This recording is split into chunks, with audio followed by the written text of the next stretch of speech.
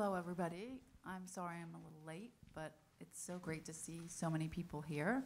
And hi, filmmakers. I watched all your films. I feel very privileged. Everyone should go there.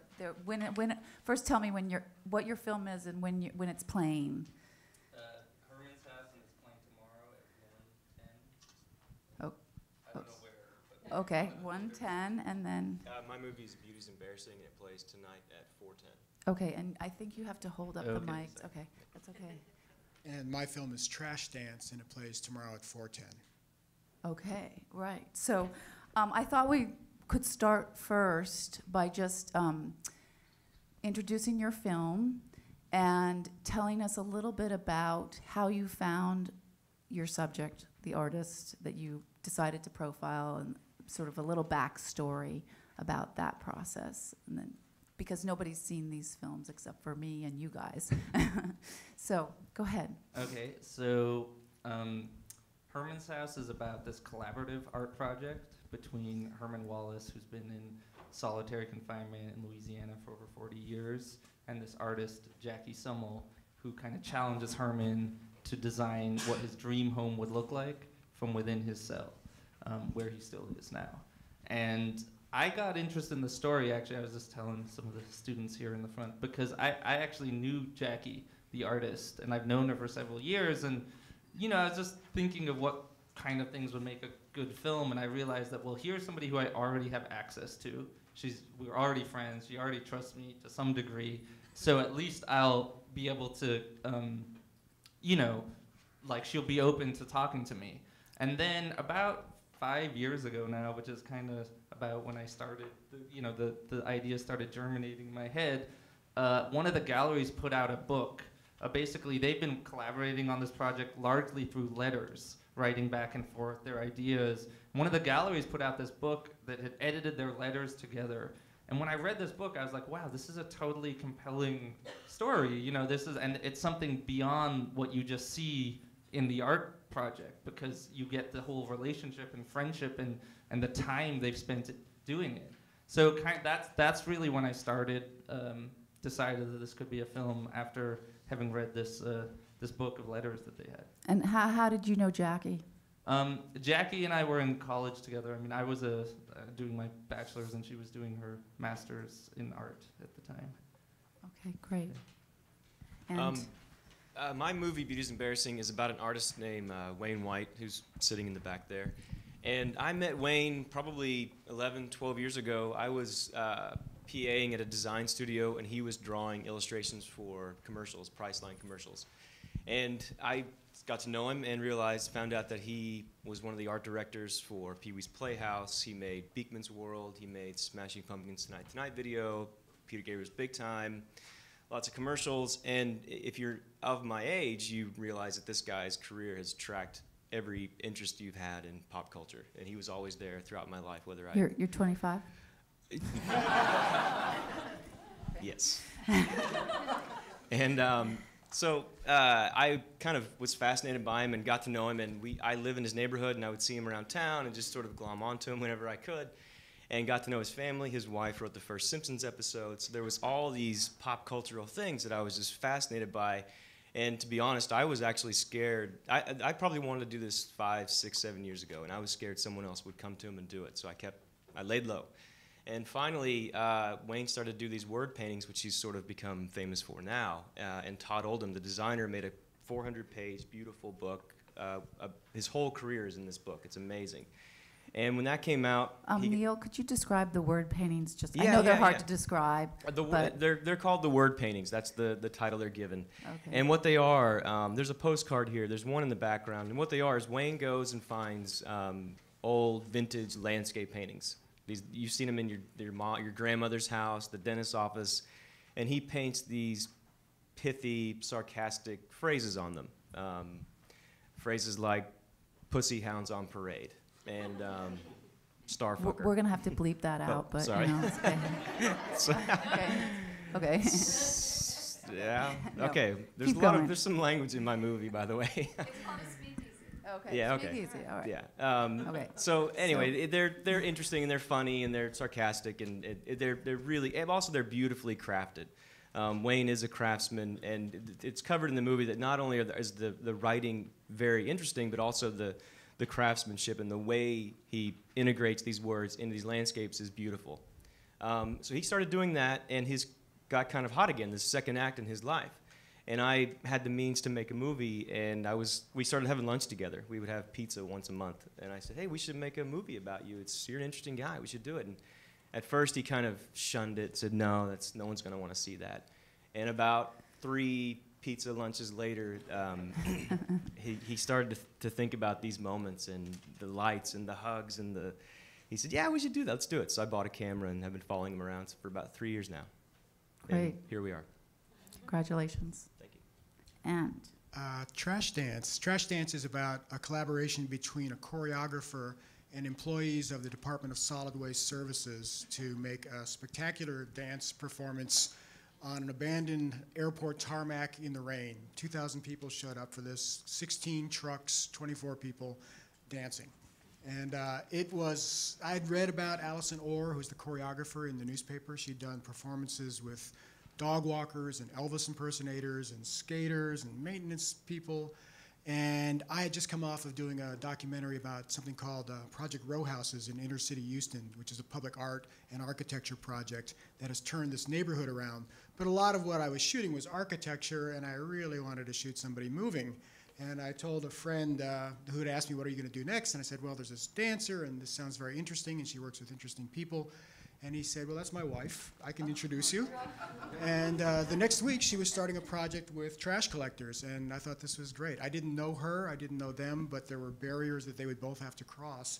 And I spent the year filming her as she was getting to know people, and they were grudgingly giving her respect for putting in the work. And slowly it all came together with this really terrific collaboration. yeah, I loved it. That's very great. I think it's interesting because we have 2 films who the artists are more activists and work with their subjects beyond them, the artists themselves, which is interesting. And then we have Neil's film, who deals directly with the artist himself. And I'm interested in this whole notion of layers of art. You know, as filmmakers, we're artists too.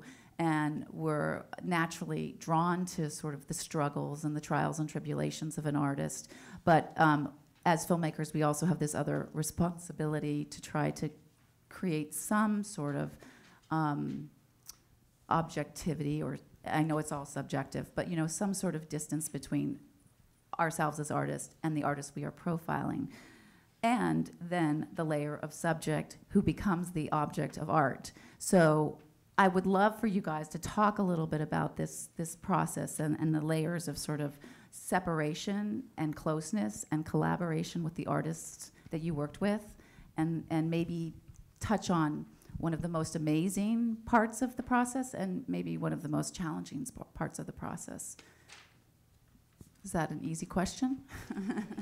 Yeah, well, I'll speak to it because Okay. the idea of separation comes up a lot. Because the one thing is, I was friends with Wayne before I made the movie, so the idea of separating kind of was a difficult thing, and I'm not sure it was ever an intention of mine, to be honest, because one big part of my movie is doing what you love, finding what your art is, whether it's actually art or whether it's digging ditches, doing what you love and doing that all day, whether you get rich or not, right? So to me, making this movie was doing what I love. I got to do, when you watch the movie, there's scenes, there's things that I got to do that I'll never forget. And it was amazing just being in these places and having these experiences. So I did get immersed in it. I did get immersed in this making this movie because I was having so much fun doing it. It really was a good time making this movie. And it's because they're a person, people do say you need to separate yourself and have this distance, and you do, because you have to be objective and tell their story. But you know, if you were making a movie about surfing, you wouldn't separate yourself from waves. You would become immersed in waves. You know, you would find love in it. You would love it.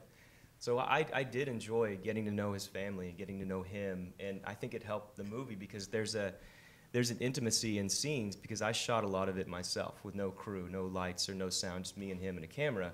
And I think people are responding to that intimacy, that they know that the only thing between them and the subject is me.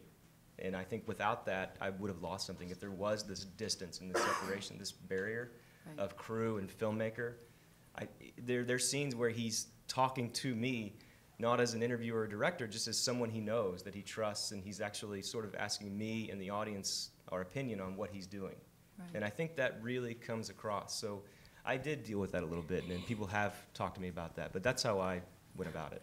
And can you speak to how it was in the edit room? Did you bring Wayne in, and were you guys collaborating on that level? No, not at all. Okay. Wayne didn't see the movie until it had a world premiere at South by Southwest on March 10th. He didn't see a frame, and that was good, because he did let me do my thing. He always says that this was my art, and he didn't want to collaborate at that level. You know, he wanted me to make my painting, you know, so he let me do that, which was very good. It's great.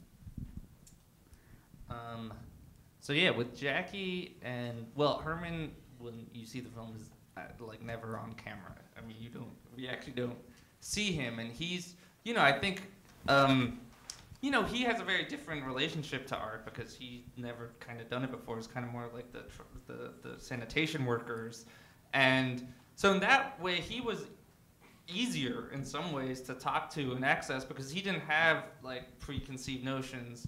Jackie, on the other hand, you know, she's an artist and she's used to doing interviews and used to talking about her work all the time for students or for whatever she's doing. And it was actually really hard at some levels to get beyond that. I would say, you know, some of the toughest moments were trying to get her to like to do stuff. And she was like, no, what do you mean? This is a documentary. Just shoot what you got. And I'm like, yeah, I mean, but I can't shoot you 24 hours a day, 7 days a week, so we have to negotiate. So those were some of the hardest moments. And actually, also trying to explain to her, because you know, she's part artist, part activist, that the film is just as much about her. She had a lot of resistance till the end to talking about her past and where she's been and what she's, you know, just who she is as a person. Because she thought, well, what's important is Herman. He's in solitary. We need to get him out. We need to change the prison system. That's what's relevant. So that was really hard. But I think that's also what makes the film work. Because without it, you're just like, who's this person? Like, why should I care about her? And in the edit room, it was funny because at first she totally was like, oh, I gotta see it before it's done. I gotta, you know, I can't, she couldn't let go. And I was like, yeah, okay, whatever, we'll talk. And then one day I let her come in and I showed her like a minute and she was like, oh, I don't want to watch any of this. I'll watch it. Like she couldn't take watching herself on camera. So in the end, I mean, she's seen it, but she saw it when it was already, it was, you know, it was done. You know, but, you know, at first she never thought she would want to do it like that. It's interesting. Now, was this your first film first feature? Yeah, this was also my first. This is my first feature. And you, Neil? Yeah, and then Andrew, you've done Other films. Yeah, okay. Yeah. So, Alice, I wanted to keep distance from Allison, and I made it really clear that I didn't want her to see material, and she was good with that. I didn't know what was going to happen, and I wanted to be able to, if she was a jerk, I wanted to be able to show her as a jerk. And I needed that kind of space. But she was an amazing organizer, and the resistance, it wasn't so much resistance as it was skepticism from the trash collectors. They're like, yeah, sure, okay. But they let her ride with them, and as she was watching them, she would remember people's names, she would remember their families, she'd talk to them, she'd draw them in, trying to not just see their work and see how the work looked as movement, but also who's going to step up, who's going to be a performer. And everyone has very full, rich lives, and there was, you know, she had to break through this wall. They were very welcoming of her, and she was a terrific organizer, just showing up every day. And so that sort of broke down, and as that broke down, my wall between, as a collaborator with the artist, broke down as well. Finally, she actually loses the site at which she was supposed to do the performance, and this isn't in the film, but I found the site for her so that the film could go on. So there was a little bit of collaboration going on. And can you talk about this sort of also notion of you as filmmaker and why you were drawn to this particular story? Yeah, I love seeing invisible worlds. You know, that's one of the things that documentary does so well. It gives us entree into people's lives. And so I was very drawn. Most of my films have dealt with people who mostly don't get to say their own words, you know, on camera. So I was interested in the kind of work and who the people were who did the work of picking up the garbage, this essential thing, and we only know about it when someone drops stuff out of the truck or there's a complaint.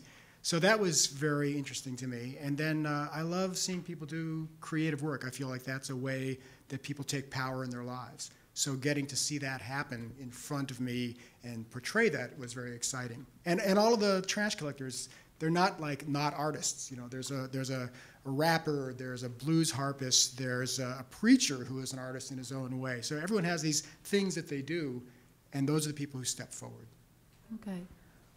I think we're going to open it up in a little bit. One more question I have, but I wanted you guys to talk about the challenges of the art itself, the filmmaking, and depicting this particular story. I mean, two of you have artists who are in their current struggle, mostly, and you're following them as they're trying to produce a piece of art. Herman's House takes a radical turn that you never anticipated, and Trash Dance is more contained because it's in a how many months were you following her? It was a year. A year. So, but at the end there was going to be a performance, and most likely she had a track record and she was going to do that. And then Neil, you are taking on this somewhat legend in the world of art, in his art world, and that's a whole different process of how to create a story that has already happened. So I'd love to speak to you both, and you experiment with animation, and Neil, you experiment with a lot of layers of creativity in terms of your construct of how you sort of almost even emulate Wayne's work in your collage pattern and editing. So I just love for you guys to talk a little bit about that process. And maybe we'll reverse the order here. So I'll start? Uh-huh. Okay. Well, I don't want to hide the fact that there's a performance at the end, but we never know if the performance is going to be any good. You know, that's part of it. And the performance, I didn't know if it was going to be any good. I knew there was going to be one, but there were seats for 700 people, and 2,000 people showed up. It was raining. We didn't know it had been raining all week. We didn't know if there actually was going to be a performance that night. And the performance was amazingly moving. The audience was with it all the way. There were tears in people's eyes. It sounds so ridiculous because it's trucks, but it was a really beautiful, emotional performance. And when that performance happened, I knew that, you know, this is going to be wonderful. We're going to see this process leading up to this kind of amazing thing. And that's kind of the reward, but the film is really about who steps up and, you know, what their lives are. Am I answering the question? Well, no, more about the artistic process of your making of your film. Yours is a more direct cinema verite piece. Right. Very little. There's no narration. Right. It's very eloquent in its presentation. But you didn't experiment with animation, or you didn't experiment with layers of dance, except in the editing. Right. So I just wanted you to talk a little bit about the process of artistry in your work. Okay. Well, bringing dance to screen is tricky because, you know, it's a live performance. It's a three-dimensional performance. It depends on having a response with the audience. And I didn't want to make something with trickery, with editing trickery that was so not the performance. I wanted to try and bring something that felt like what it felt like to be there, which is pretty impossible. So I had 12 cameras shooting this, partly because there was never a rehearsal that I saw that ever was the same twice. You know, and there was never one whole rehearsal except the very day before. So part of the job was picking what to shoot and kind of assigning things for that, and then hoping that I could make a dance performance feel as exciting as a two-dimensional experience as it was in real life. My relationship with the artist was she didn't see any of the footage until it was done. It was kind of the same thing. I asked her not to look at it, and she said, that's fine, I don't really want to see it. The biggest thing for me as a filmmaker was this is not a dance about this is not a film about a dance performance. It's about what the collaboration leading up to the dance performance. So finding the right structure for that, bringing out. I also never knew who was going to come up. So I was shooting for a year, hopping in and out of trucks, trying to be invisible, but you're in the cab of a truck. Having interviews with people separately, having them with Allison, riding with people alone, but never knowing who was actually going to be a performer until about 7 months into the process. So there's a lot of footage with a lot of people that are great that just don't appear. The big issue is how to structure it. I didn't want to make it a film only about Allison. It's not this artist who goes and does stuff. It's about this collaboration where people are meeting halfway. My movie is definitely a document, meaning it covers a lot. It has to, because my subject, Wayne, is incredibly prolific. He's touched on everything. He's a painter, he's a puppeteer, he's an art director, he's a set designer, he's a writer, he's a banjo player, he's all these different things. So to pick one medium and make a movie about that would have been very, very, very difficult. So we didn't even try, because my goal from the beginning was to cover it all and show as much of what this guy has done, because that's why I think documentaries are important, because if something happens that impacts this many people as he's impacted, someone should document it and someone should get that down and let everyone know about it. So I tried to cover as much as I could, and there's a lot that he's done that was left out. And we used animation. That was always a goal of mine. My day job is motion graphics. I do animation for TV and titles and things like that. So I always wanted to somehow bring his work to life, because when you look at it, even though it's a flat 2D image, it's very kinetic, it's got an energy to it, and it feels like it's moving on the page. So yes, it does. We did borrow influence from him and try to bring his work to life. But it's not, it was never about, I had themes that I wanted to cover, and these themes are joy and laughter and hope and inspiration. And what I did is, instead of showing a lot of process, we show him making things. We show him making puppets and drawing pictures and painting paintings, but they're used as a backdrop, as the background to the themes we're trying to express. Instead of explaining how he paints the paint or how he draws the lines, he's doing it, and there's a theme in the piece of art, but he's also explaining why he does what he does and where he is in his life. And it's very, very dense. One comment I get from people that have seen it multiple times is, every time I see it, I see something in the background, or I hear him say something, or some little thing pops up that they didn't catch before. And that's really, I love hearing that, because we did try to make it a very dense movie with a lot of stuff to see and feelings to feel and journeys to go on. So I think we did a good job at that, but there was a lot of material to cover, so we didn't try and hone in on one thing. We tried to cover as much as we could visually while getting the themes across that we wanted to get across.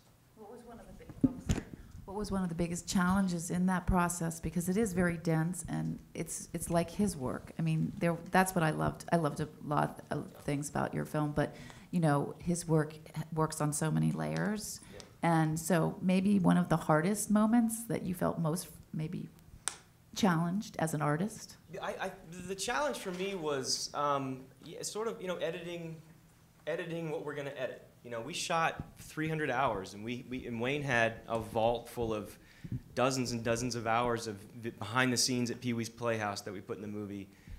Just deciding what's going to go in. We knew the themes and we knew the storylines, but just picking the visuals and picking the moments, that was a very difficult task, because in the 2 years we shot, he did a lot of stuff. I mean, he made a lot of things. I mean, you sit down with him and he'll pick up a pen. He's always making an object and forming some piece of art. So there's constant making going on. So just honing that was a difficult task. Just wrestling this into 88 minutes, which it is now, was a challenge, because there was so much stuff to choose from.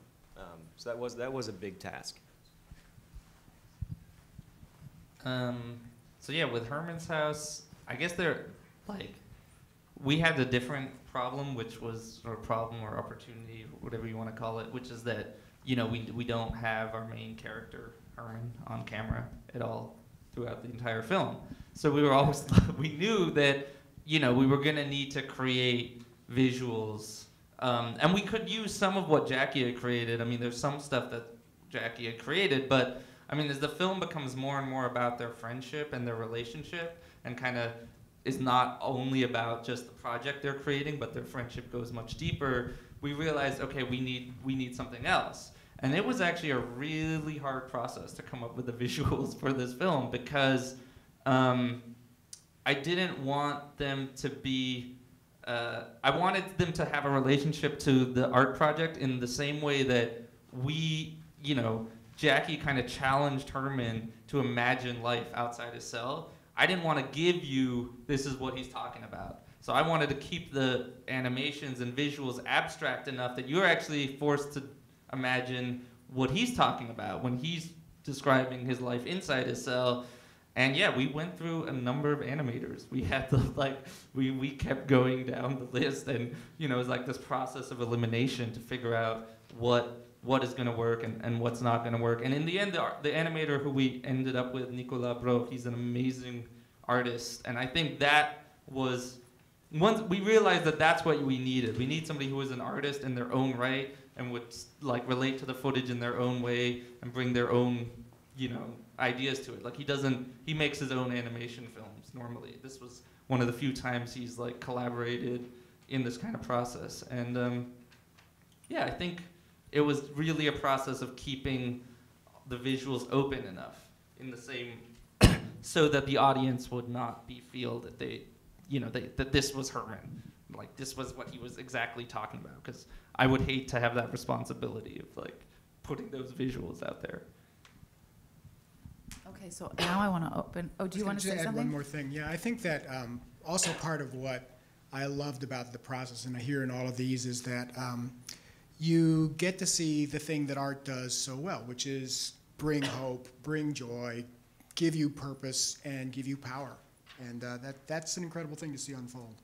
I don't know if maybe you're getting this reaction, maybe you are, but when people leave, I'm getting a lot of thanks and gratitude for making a movie that people can, not a documentary specifically, that people can enjoy and feel good when they walk out and laugh. So that's been very, very satisfying, because that was one of the goals. And it sounds like you also tried to do that. So that's been wonderful. Great. Now, does anybody have any filmmakers out there who have burning questions, artists? Here. I have a written question. Dealing with the trash cans and the actual logistics of the big shoot, could you talk kind of specifically about the good, bad, and the ugly of all that? Can you repeat the question? Yeah, the question was, dealing with the logistics of the big shoot, would you talk about the good, the bad, and the ugly of all that? I teach at the University of Texas, and I had 2 professional shooters on the crew, and then 10 grad students, basically, who volunteered. And since I didn't have things plotted out, because, as I said, nothing was exactly always the same, I had camera assignments. And one of the camera assignments was a 3-camera position, because it was a 200-yard stage. You couldn't even cover it with the fixed lenses that we had. If it was wide open, things would go off either side. So initially, I had thought that we would have 3 cameras and composite that for one giant wide image. And so I had a 3-camera position, I had a dolly, and then I had people hopping in and out of trucks. There were 2 people whose job was to hop in and out of trucks, someone else covering the audience, and then 2 people who were just kind of freely floating. And they had kind of assigned positions, areas to shoot. But I left it up to them. I said, here's the thing I want, here's what I'm trying to get from this, here's what I want from your footage, make the best shots you can. And then we'll figure it out in the editing. And that's how we handled the shooting. I also had sound from the board, because there was a live orchestra. I mean, there was a 3-piece, there were 3 musicians playing live, plus there was some pre-recorded material for drums and things that weren't there. Again, it was in the rain. But I had the board feed, and I had surround sound, and then I also had 9 individual recorders on people in their trucks, so I could hear things that were going on. So we just had a massive amount of footage from those 2 days, particularly. We had 100 hours of footage from the year before, which was just me shooting, and then we had 100 hours of footage from the 10 cameras on 2 days. So how were you doing all this? For the performance, I just stood back. I went from camera position to camera position. I looked at what people were doing. I talked to them as they were shooting, and I helped shuttle cards back and forth. For the year before, it was mostly just me shooting with a wireless on people and a mic on the camera. What kind of cameras did I used a Sony EX1, and then for the performance, it was all EX1s and EX3s with one Canon 7D that was the behind-the-scenes shooting, but we stole a couple of shots from that too. Did that composite shot work? The composite shot could have worked, but it looked too fake. You know, basically, I mean, once you saw all this other stuff, when you brought in the composite, it felt like, oh, it's an editor, you know, rather than like, oh, it's the performance. That's a great question. I mean, we experimented with 7 cameras and 5 cameras, and okay, 3 is going to do it, but it just wasn't so successful. Hi, I'm Angad. Well, we're also from Toronto, so it's good to meet you. Question for you is, to come back to how you used or worked with subjects. I'm going to be a subject in a documentary. I am not an artist in any way, shape, or form. The concept is a little different, and you spoke of what you did with your subjects, but if you had to change something different moving forward, I guess if you have any advice, I'd just be interested in hearing what you think. Just don't be in it like his guys. Yeah.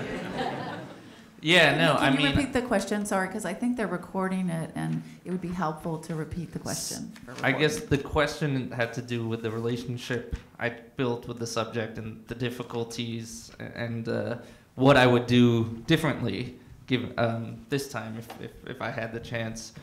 I honestly, that's a good question, but I don't know, because I think like it's like in the end it's like you're building trust is what you're doing, and you're not only like you can have trust with a person, but it's a very different thing building trust with the camera, which is actually really what you're building trust between your subjects and this camera.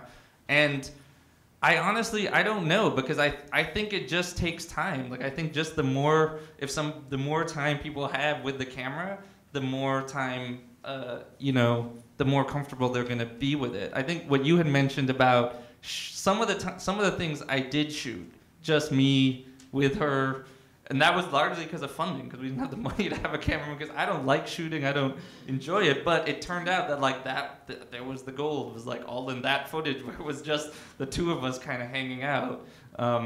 So I mean, I think keeping the crew small is also really important to try to build that trust.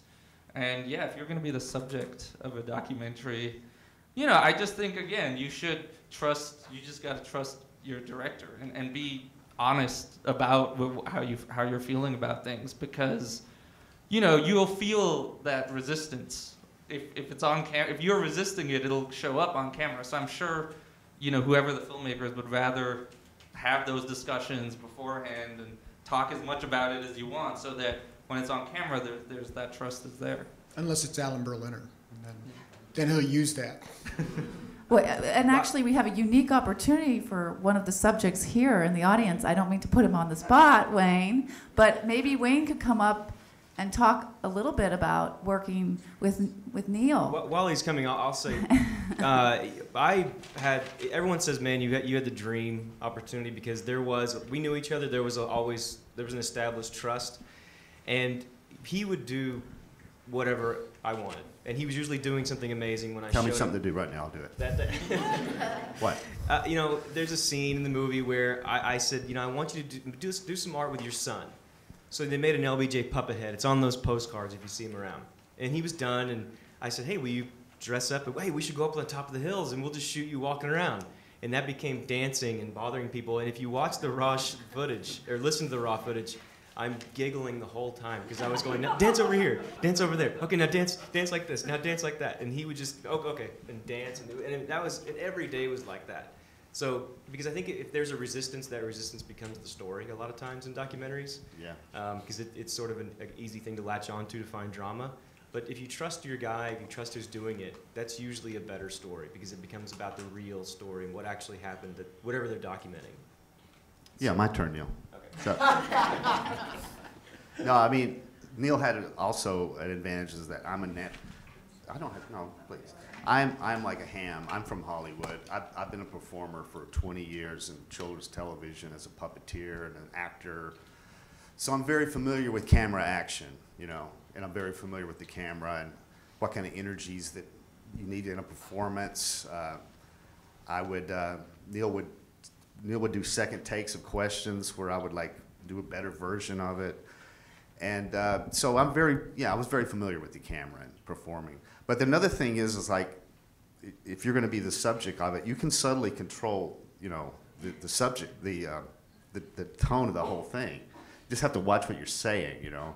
I know a lot of documentaries are provocative and confrontational, and the filmmaker really hammers the subject till he breaks apart, and then they film the breakdown. That's a lot of documentaries are like that. People literally have breakdowns on camera, and that's the drama of the movie. But we didn't set out to do this because this was, fortunately for me, this is practically like a love letter to me. I mean, this makes me look great. I mean, even though there's bad things in there, and I don't come across as such a nice guy, but Neil wasn't out to break me down into pieces and then film the pieces. He was out to celebrate my life and my work, so I was fortunate for that. And as Neil mentioned earlier, I follow the artist's golden rule. I don't want somebody looking over my shoulder while I'm making a painting, and I didn't want to be looking over his shoulder while he was making a movie. So you guys never fought? Not much, no. We kind of get along. If you're directing, let them think they're controlling. It goes both ways, right? It does go both ways. I mean, I knew the story. I knew there was a dark moment, and we cover it, and we go there. But even going there, there's, you know, he would speak freely about it. He would say, yes, I had a dark moment. This is how dark it was. And his wife would talk about it. His friends would talk about it. His friends were more hesitant to talk about it than he was. I think the one time I did draw back and get a little protective was with my parents. When he was interviewing my parents, I was kind of hovering and making sure that he wasn't going to, you know, do a bomb on them, because they're old. And they're simple country people from Chattanooga, Tennessee, and they still don't understand what's going on. They're going to see the film for the first time next week at the Nashville Film Festival. So, yeah. What formats did you shoot on, and why? I know you talked about shooting with the EX and the Canon. What other formats did you shoot on, and why? You're speaking generally to all of us, yeah. I shot with two cameras. 80% of my movie was shot with. When I decided to do this, I rolled over in bed, told my wife I'm going to go do this, and I was on a plane to Houston that Friday. I went to Sammy's camera and I said, I'm going to make a movie. What do I need? They said, what's your budget? And I said, 0. Let's start at 0. And they said, all right, come over here. And they sold me a 0 table. Yeah, exactly, the bargain bin. And they sold me a Canon Vixia HF 100, which is this little bitty prosumer camera that shoots 24p, and it shoots a beautiful picture. And I carried that, because like I said, it was just me. I carried that thing with a tripod and a camera bag, stuck a lav mic on Wayne, and chased him around the South and all through the country in LA and New York and Miami and Houston, all over the place. And this camera was the workhorse. There was a bit of a process afterwards where you sort of make it a true 24 progressive frame.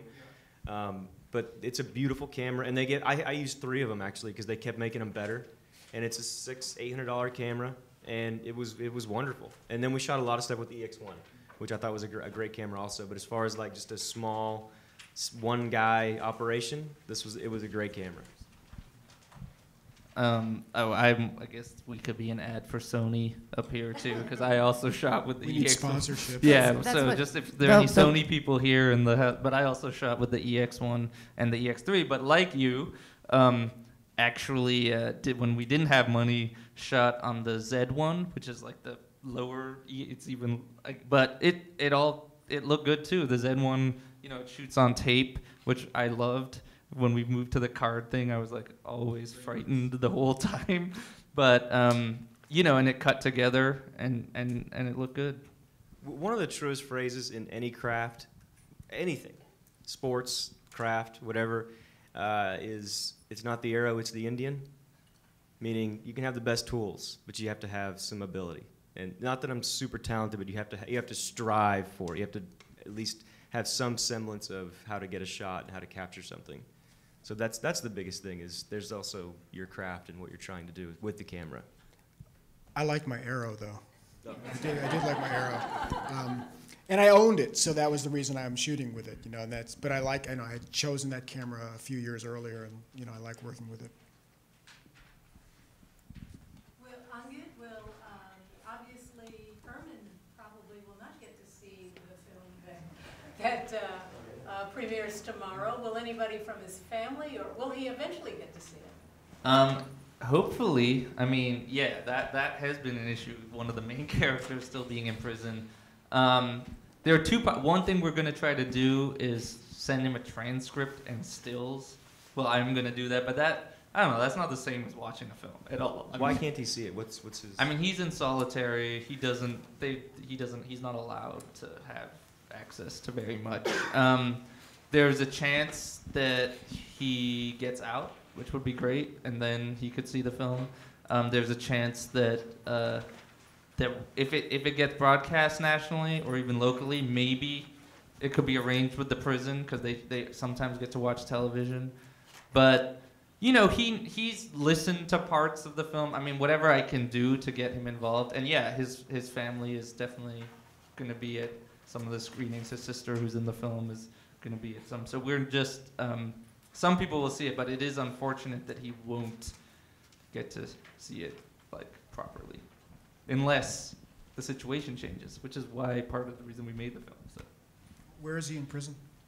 He's in Louisiana. He spent 38 years or 37 years in solitary in Angola prison, and now they moved him to another prison. He's still in solitary in this other prison, which is like it's called Hunts. It's like an hour from that prison. Does it blow your plot if I ask what he's accused of? No, it doesn't blow my plot at all. I mean, in fact, the film's really not that much about his crime and what happened. But he was originally in prison for a robbery, which he did and kind of admits to doing, and then he joined the Black Panther Party when he was in prison and started organizing. And a guard was murdered. And the day the guard was murdered, which is actually April 17th, they put everyone in. This was 72. They put all the Panthers, all the most political people in prison, into solitary, and eventually were able to convict two out of the four, and he's been appealing that conviction ever since. There's very little evidence on the murder conviction. He would have been out on the robbery thing like 20 years ago or something.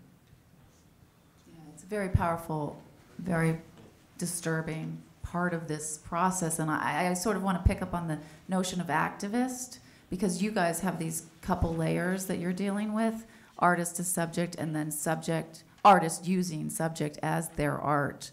And I think that brings up questions of ethics, and we all struggle with that as documentarians. But can you speak to that sort of multi-layered aspect of your film and the challenges and joys it brings to your work? Specifically with Trash Dance, Allison Orr sees part of what her work is revealing kind of beauty in people's everyday lives, like beauty in their motion, beauty in the things that they do. And that, when people step up to do that, that's incredibly powerful. So there wasn't really an ethical issue here. As a result of her performances, immediately there was a change in the relationship between the people who pick up the trash and the people whose trash is getting picked up. People started talking, they were leaving out water bottles. And at the performance, we had a lot of people came in off of South by Southwest, where they were cleaning up to be at the performance, and people would come up to them later and on the street saying, "Oh, I loved it, I loved the movie." So it changed relationships in the city, between public employees and the people who pay the taxes. So that was great. And also it changed people's relationships, I think, thinking about their work as something essential and that they're dedicated to, and it takes skill. And I think also thinking about their own work. I think people start reflecting on what they do. So I think that was her goal, and she's successful with it. There wasn't a real ethical dilemma for me as an artist in this situation. For her, I'm just saying, because she, there's a lot in the film about, who is this woman coming into our lives? Who's this white girl? What's she doing? What are her motives? I mean. Yeah, well, and I didn't know what she was going to be like, and people were naturally cautious. They welcomed her because she was a diversion, but then they warmed up to her. I don't think this was probably the largest piece she'd ever attempted. It was a big step out for her, and she keeps up relationships with the people that she works with, and sometimes remounts shows.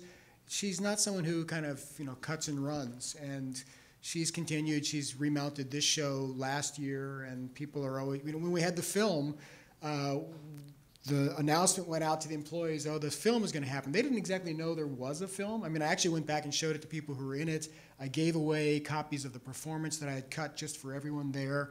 But when the film was going to premiere at South by, they were like, Allison hasn't told us about it yet. Is it okay? Can we go to this thing? They had this very tight relationship. So, she does benefit from putting other people's work up, but I think it's a very mutual kind of collaboration. I agree. And yeah, Herman's a little bit more complicated. Yeah, it's very complicated. I mean, there's all sorts of issues of race and class and privilege, and I mean, he's in prison, she's not. I mean, there's that fundamental difference. I mean, for me, as a filmmaker, I just thought that what would be most interesting is to put that all out there and let audiences decide for themselves whether they felt Jackie was crossing lines or not, and, put as much of that into the film as possible so it became part of the story. That being said, I mean, I think that Herman, who's, still in solitary, they definitely have a connection that works and that comes across. So that, to me, you're still welcome to judge her and not like her or whatever. I mean, I don't have a strong feeling one way or the other, but it's clear that at least in that sense, the relationship between, Jackie and Herman felt very real and authentic, and I don't think, there aren't those issues there. That all being said, all the issues of, is she profiting off all of that, is, I think, valid. Those are valid questions that we just thought, let's put them in the film and let people decide how they feel. Okay, I think we're wrapping it up here. Do we have time for one more? I think we could do one more very, very quick one because we have a programming about to start. Oh, and then we have. Just you want to say one really quick. Of course, that reflects immediately on us because that's what we do, right? We show people's lives and we we make films. We benefit from that experience. So it's a very complicated and interesting question. Yes.